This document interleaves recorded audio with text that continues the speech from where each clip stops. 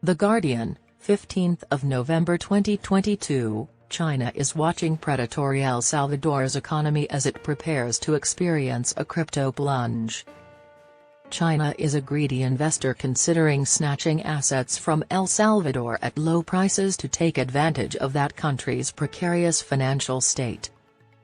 One account has been noticeably silent on the subject, despite crypto Twitter being flooded with doomsday memes about the bankruptcy of cryptocurrency exchange FTX and the steep decline in the price of Bitcoin.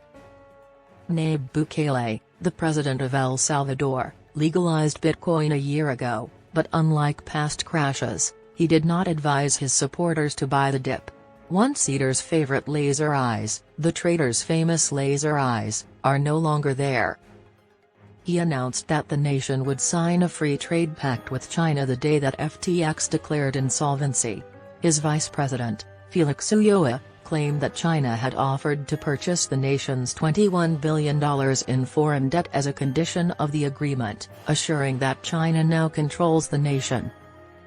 The 6.5 million-person nation in Central America is in a precarious financial situation. It must pay a €667 million $688 million amortization in January. Bukele predicted that the price of Bitcoin would reach $100,000 at the beginning of the year and pledged that his government would issue bonds in Bitcoin to pay off its debt. However, the alleged volcano bonds never materialized, and at this time, the price of one Bitcoin is roughly $16,000. The most accurate observer of the president's shady trading believes that he has spent more than $107 million on 2,381 Bitcoin. That investment is now worth a little around $40 million. According to Salvadoran economist Luis Membrane, if Bukele dreamed that he could establish a fresh and inventive political economy, against the recommendations of the IMF, that dream has failed. There are no simple solutions or shortcuts. The president's determination to defy IMF advice to reverse his Bitcoin policy has alarmed foreign markets, even if the losses from Bitcoin are relatively minor compared to the total debt. Bukele tweeted breaking, El Salvador DGOF, an abbreviation for Don't Give a Fug, in response to the rating firm Moody's announcement in January that it had downgraded the country's credit rating. According to Fitch, a default of some kind is now anticipated in January. Because El Salvador accepted the US dollar as its official currency in 2001, it is unable to activate the printing press in the face of rising inflation, a potential recession, and a deteriorating budgetary situation. Instead, the government has used reserves to close its fiscal gap. According to members, if the condition worsens, the nation may finally abandon the dollar. Membrio contends that accepting debt funding from China would represent a final break from the US and bring the nation closer to Turkey, Russia, and China.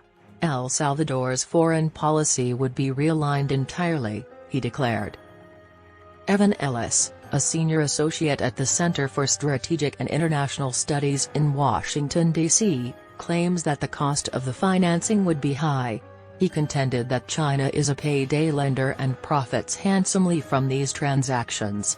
But they frequently manage to link the loans to long-term commercial and strategic advantages, which helps Chinese businesses. China has committed to erecting a stadium and a library in El Salvador since the country severed ties with Taiwan in 2018. Still, its plans to transform the port of La Union into a logistics hub have stagnated. Closer connections to China may potentially suit Bukele's aspirations. He has been under fire from the US and Europe for violating the country's constitution by running for re-election in 2024. China serves as a non-judgmental underwriter for populist administrations, whether they are on the left or the right, according to Ellis. China can grant Bukele financial freedom so that he can rule with an iron fist and disregard the law.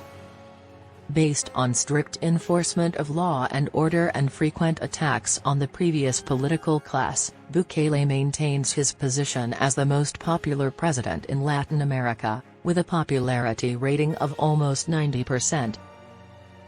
Many Salvadorans believed they were in the last chance saloon when they chose him in 2019, following decades of corruption from the main parties and rising gang crime.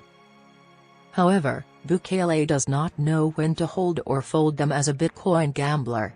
A further gamble that would put El Salvador in a terrible predicament and harm the people would be closer connections to China.